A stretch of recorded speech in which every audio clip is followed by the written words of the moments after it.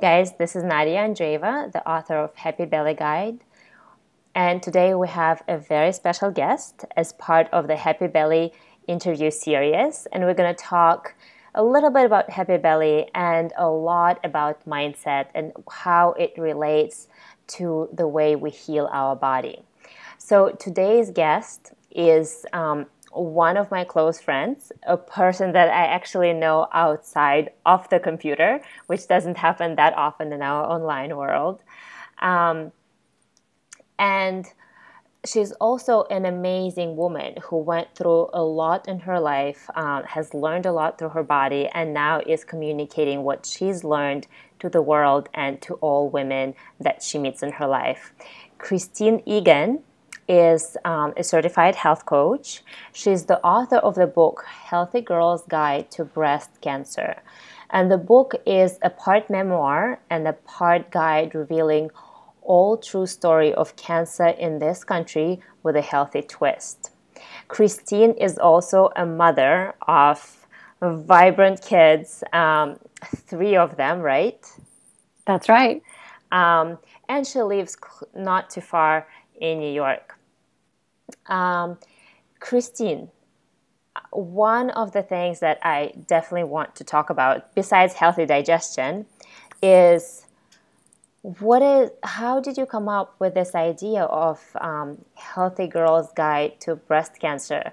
And to begin with, let's talk a little bit about what was your reaction when you found out that you had cancer? Okay.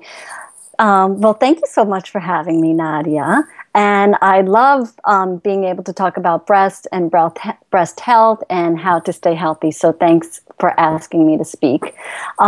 So my background story is I was a totally unsuspecting mom of 3 kids. At the time, I was 43, and I had been living a healthy lifestyle for over 20 years. We grew our own food. I ate organic food. We lived outside, the box, the traditional box. I did yoga. I was a runner. I was what I thought the epitome of health. If you put me in a room with all of my friends, I was known as the healthiest girl in the room. I was the least likely to get breast cancer. And yet, 4 years ago, I was diagnosed with breast cancer. And I have a really interesting way of how I found the lump. I was laying on the couch, and my little 20-pound dog came up to me and started pawing at my breast. And it was just one of those times where your internal alarms go off in your head, and you're like, oh, something's not right. Like, what was she just touching? And it was enough to make me feel like I pushed her off, and then I felt around, and I felt like this little round BB.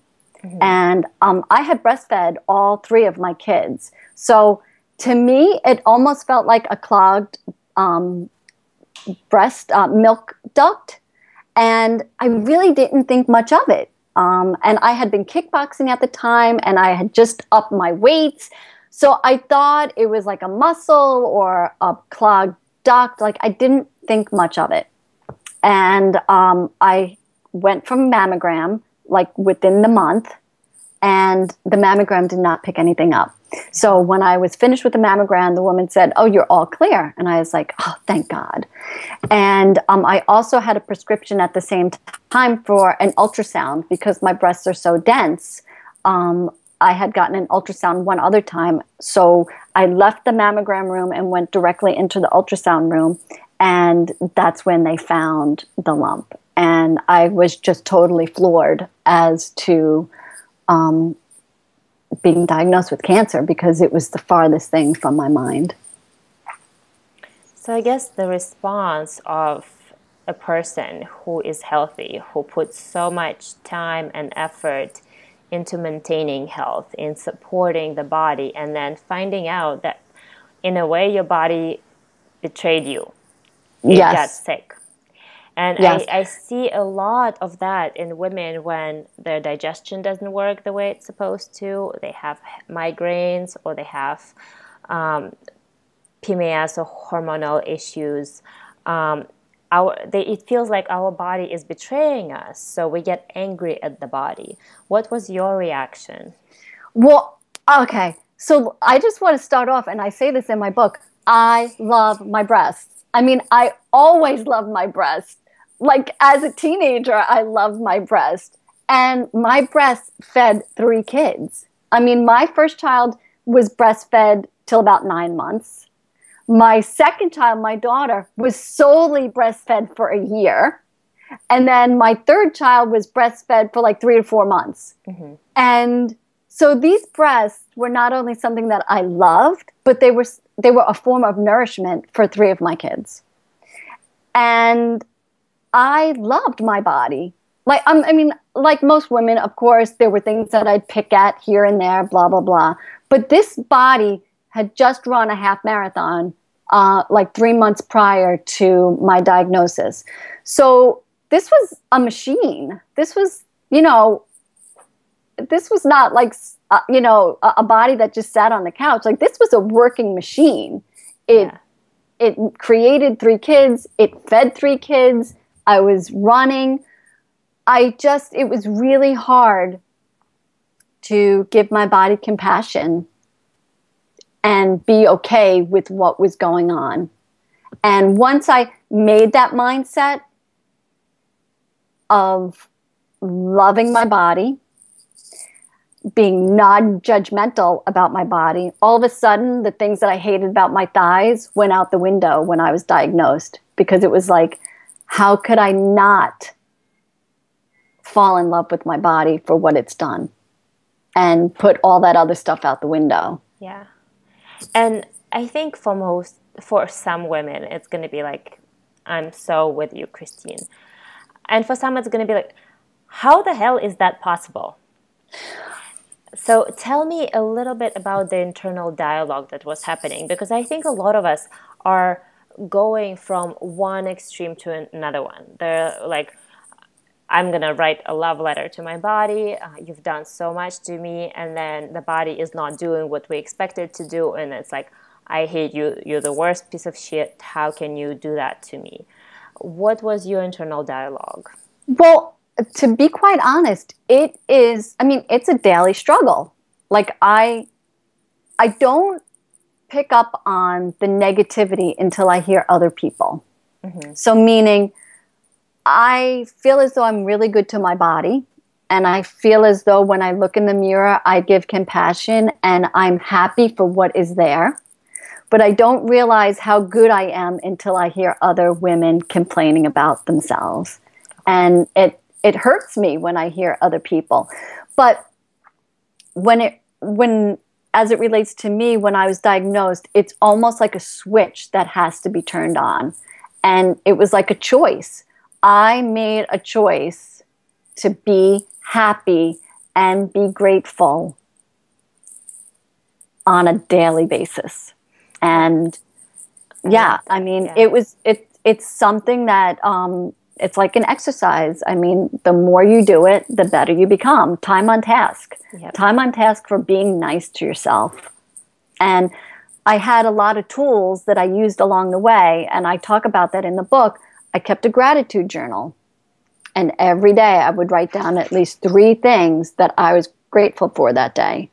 I did a lot of body work therapy, because when you're undergoing anything medical, your body is only seen as something medical. So when you're in an office and you're having a doctor poke and prod you, I felt as though it was really important for me to get a massage that day so that my body was treated in a nice way, mm-hmm. or spend extra time in a bath, or I would do things to my body so that my body wasn't just something for a doctor to poke at or prod at or x-ray or do whatever. And it was a lot of mindful meditation, a lot of how do I want my body to feel? What are ways to relax my mind and retrain my mind? And another huge thing I did was walk in nature. Mm-hmm.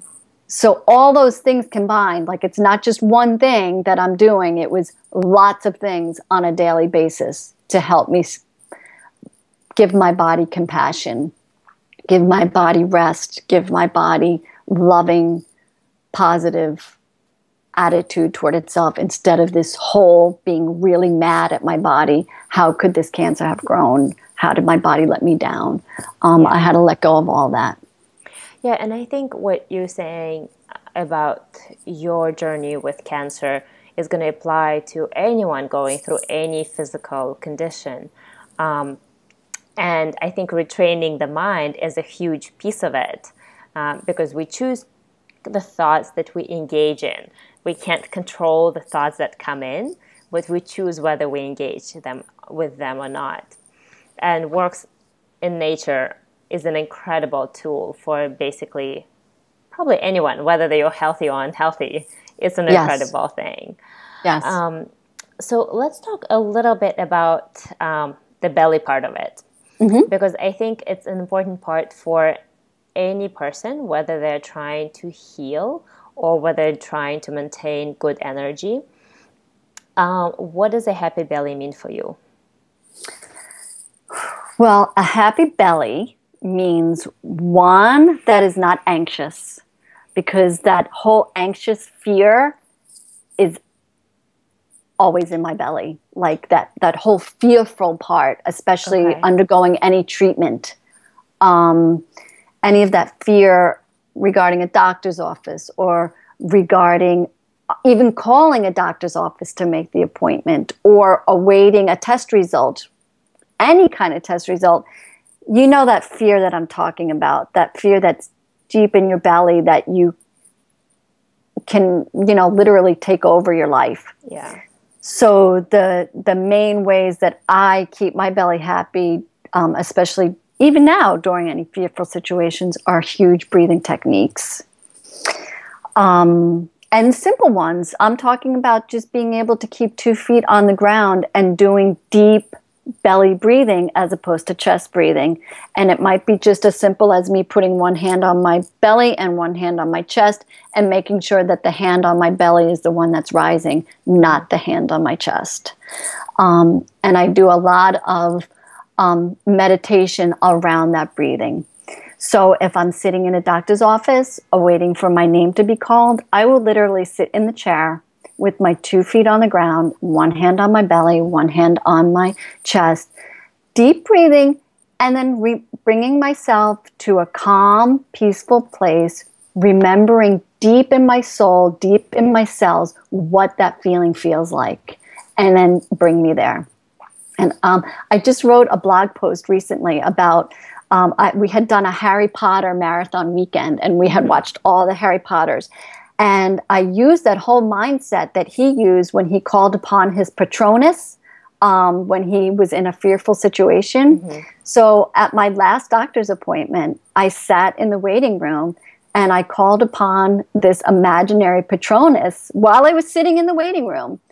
And all these nice memories flood through my head, and that nervous belly yucky feeling went away, and in was that nice, calm, relaxed, sane belly, and then sane mindset for my whole top to bottom, so I could go in and deal with the next things that were coming on. Instead of coming from that place of fear and anxiety, I was now in that calming situation. Yeah, I love that you started talking about the emotional aspect of a happy belly right away, because for most people, a happy belly is kind of like a flat belly. And we tend to forget that our gut is literally connected to our emotions, to our feelings, and the other way around. Our emotions and feelings will have a direct impact on how our stomach works, how we process, how we assimilate food. So putting yourself in that safe, expensive, calm mode, you not only shift your emotional state and prepare yourself to kind of move through the situation ahead of you carrying that calm state, but you also improve your digestion and assimilation of nutrients that are so Yes. necessary to keep moving you in that healing process without letting the cancer or anything else come into your body. Yes. So, Especially when you're fighting any disease, you're almost at that, like that negative yeah. for assimilating nutrients. So you want to do everything imaginable to be sure that the foods that you're eating are not only the highest quality, best foods for you, but to make sure that your body's assimilating them and doing what it needs to with the nutrients that you're putting into your body.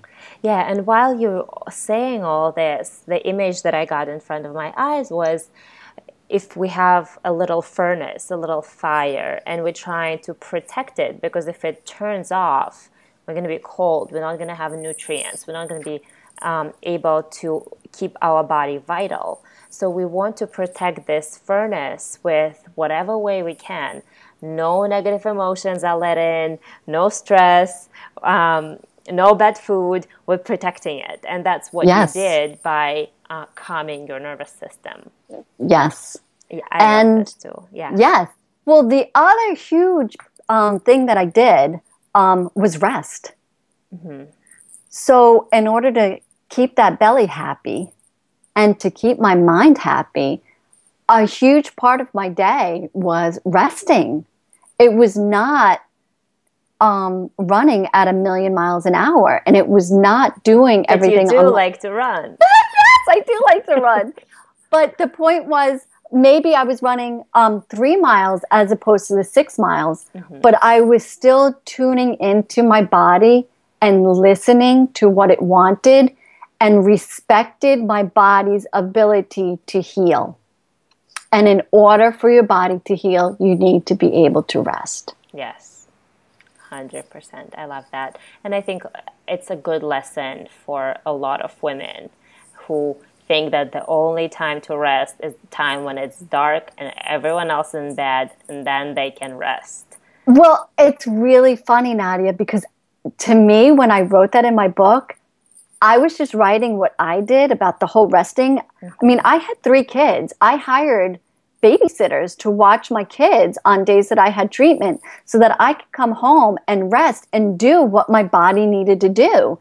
It needed to assimilate the medication. It needed to be able to detoxify all the medication. And I needed to rebuild my immune system. And in order to do that, I needed to be resting. Yeah. So when I started going around talking about my books, I had so many women come up to me and say, must have been nice having a babysitter to, take care of your kids. And I was so thrown. I was like, of course I did, because I still wanted to be a mother to those kids. And in order for me to be a mother to my kids, it meant asking for help when I needed it. And rest and doing what you need to do to rest is so important for a healthy belly and for building up your immunity. Yes.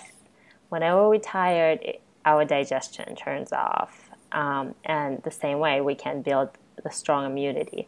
So I think it's amazing that you did that. And it's a beautiful example for other women. You mentioned in our conversation before that throughout your healing process, and even now, one of the most healing foods for you were teas and soups. Yes. And I bet they were making your belly quite happy. Yes.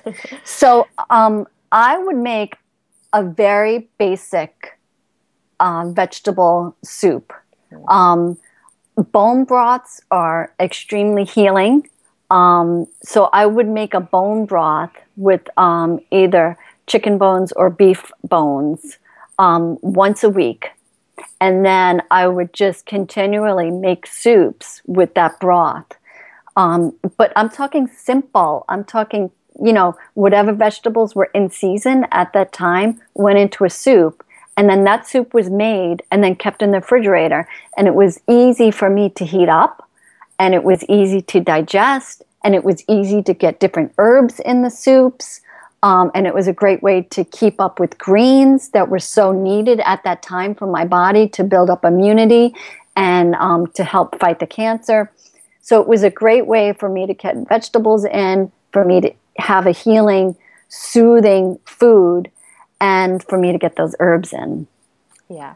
Yeah, and I think soups is one of the most traditional, easy to digest foods. It's kind of get the one pot meal that has everything that you need. You can include fats and proteins and grains if you eat grains. So it's an easy way to nourish your body. Do you Yeah. have a particular recipe that you would like was one of your favorites? I have a recipe in my book that does incorporate all the vegetables that I was eating at the time. But I am such an eater of the seasons, so it was literally whatever was growing in my garden that week got cut and put into the pot, or whatever my local farm stand had was cut and into that pot. So I was undergoing treatment a lot in the spring and summer. So there were a lot of greens because greens are just huge that time of year. Carrots, squash, literally whatever was in that garden was in my pot. Yeah, that's really cool. And then, like you said before, so that pot could be adjusted for my kids. So if the kids were looking to add rice to it, or were looking to add a pasta to it, or wanted to water it down, or do anything to the soup could have been doctored for them so that they would eat it as well.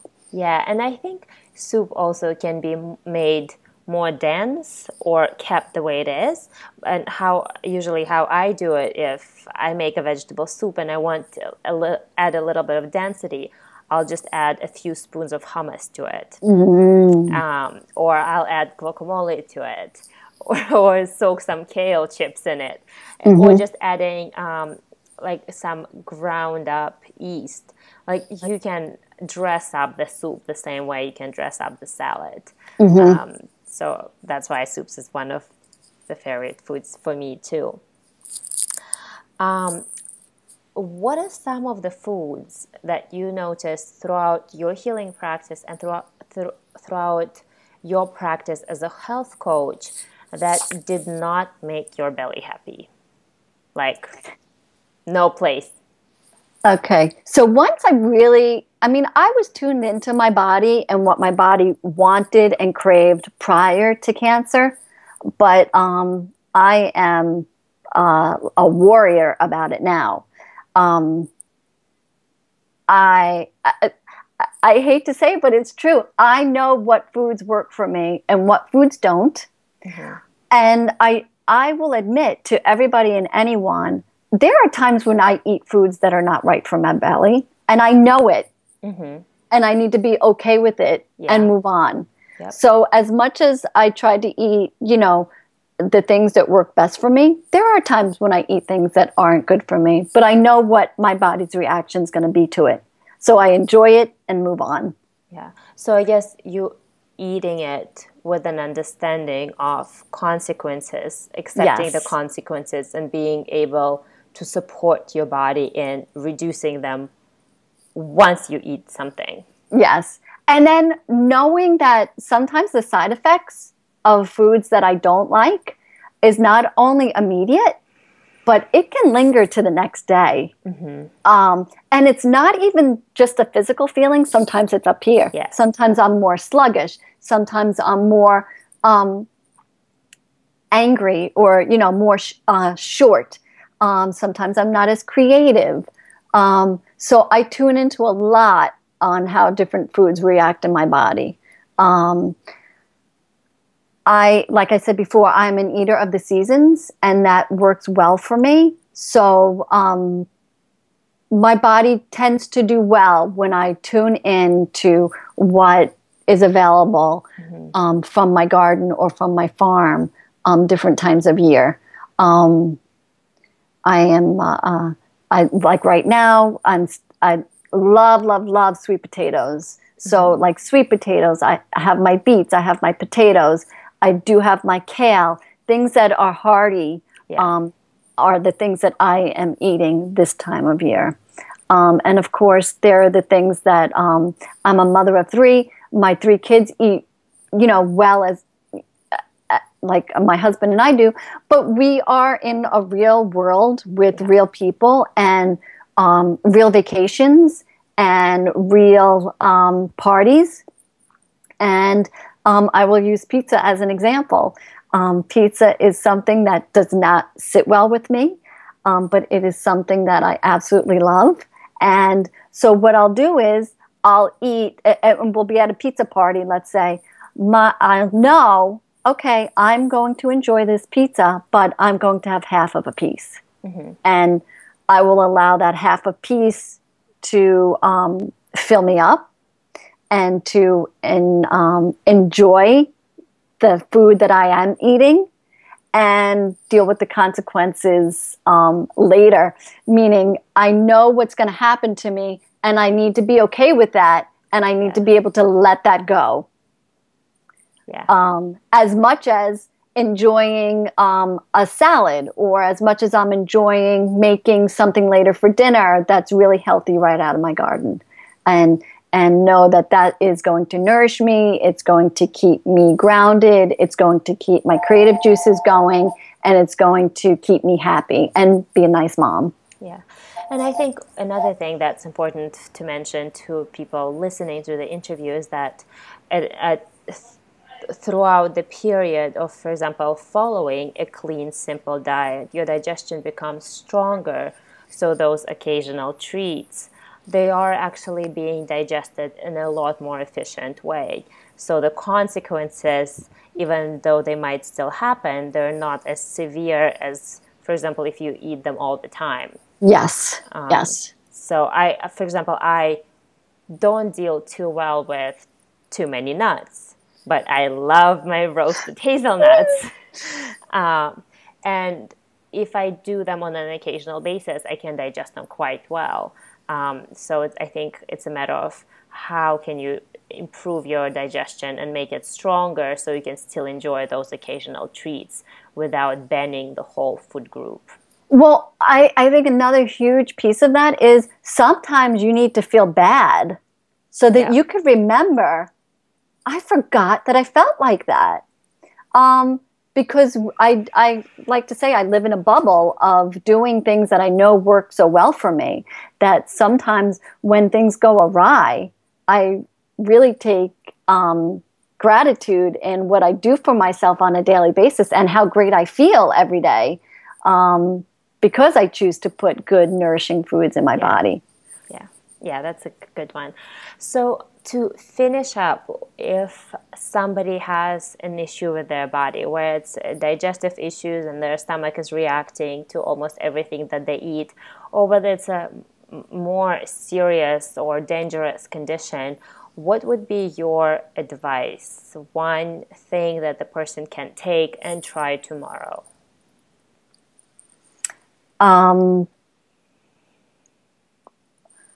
If I were talking with a regular client who came to me, my hard and fast rule is, you're going to laugh. Okay. I have a hard and fast rule that I will not see any clients if they are drinking soda. Okay, that'll do it. If a person comes to me, one of the first questions I ask is, are they drinking any soda, whether it's diet or regular soda? That to me is a waste of my time. They need to get rid of the soda. So my number one thing that I would say to any person would be to get rid of soda, to get rid of processed food, and to start eating real whole foods. And then you can start learning what your body does well with and what it doesn't do well with. But you need to be eating whole, real foods, not anything from a package. Nothing from a package. Good. I like that. Well, thank you, Christine, for being with us so much. Let us know where can people find your website and buy your book. See, that's me jumping on the cover, jumping for joy. My book can be purchased on one of my websites called The Healthy Girl's Guide to Breast Cancer.com. And you can find it on Amazon. You can buy it directly from me for a signed copy. Um, and yeah, it's out there. It's available. It's easy to get your hands on. Good. Well, thank you, Christine, for being with us. And guys, if you want to learn more about having a healthy digestion, ways to reduce bloating, reduce constipation, make sure to download a free chapter from Happy Belly Guide right below the video. And make sure to watch all the rest of the interviews. Thank you.